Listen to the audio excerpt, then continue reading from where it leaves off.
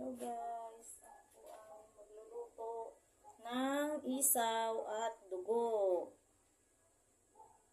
Naon ko po muna ang ating kawali at sobrang init na po siya sa